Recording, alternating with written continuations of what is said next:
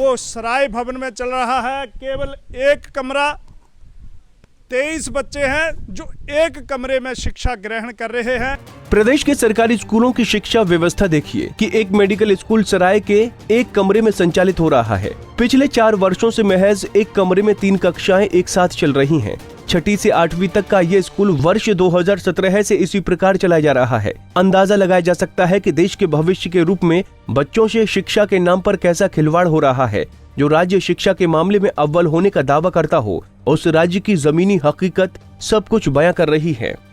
जिला ऊना के चिंतपूर्णी विधानसभा क्षेत्र के तहत ग्राम पंचायत थड़ा में गवर्नमेंट मेडिकल स्कूल की घोषणा तो कर दी गई, लेकिन उसके लिए न जमीन और न भवन की अनिवार्यता देखी गई।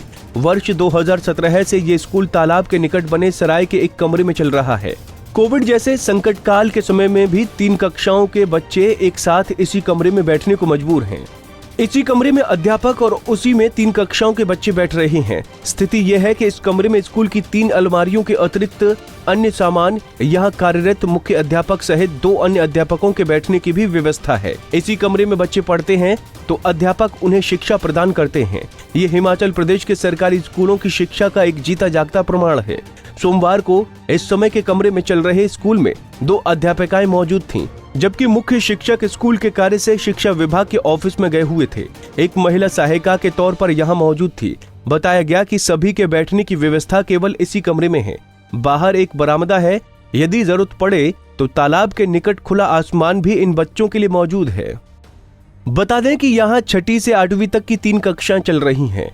मुख्य अध्यापक सहित कुल 3 अध्यापक तो 23 बच्चे हैं, यानी 3 कक्षाओं में शिक्षा ग्रहण करने वाले 23 बच्चों को इसी एक छोटे से कमरे में बैठने पर मजबूर होना पड़ता है। इसी में अध्यापकों की कुर्सी और टेबल भी लगे हुए हैं।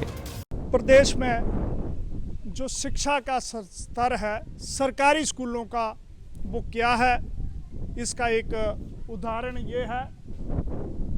सराय भवन नज़दीक शिव मंदिर थड़ा, यानी मिडिल स्कूल।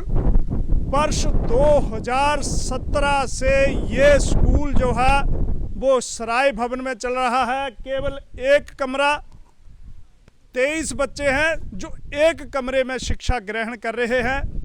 3 अध्यापक हैं। शिक्षा का स्तर कैसा होगा, कैसे बच्चे पढ़ पाएंगे, क्या इन्हें सुविधाएं मिलेंगी, किस प्रकार से ये शिक्षा ग्रहण करेंगे, एक बड़ा सवाल प्रदेश की जो शिक्षा प्रणाली है उस पर बना हुआ है।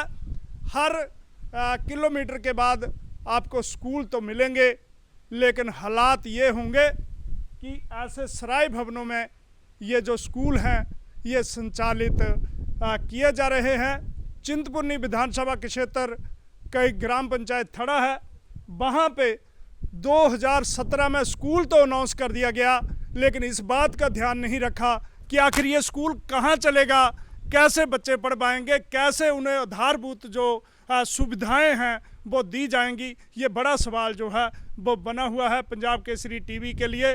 इसी थड़ा स्कूल से अपने सहयोगी नरेंद्र शर्मा के साथ में सुरेंद्र शर्मा।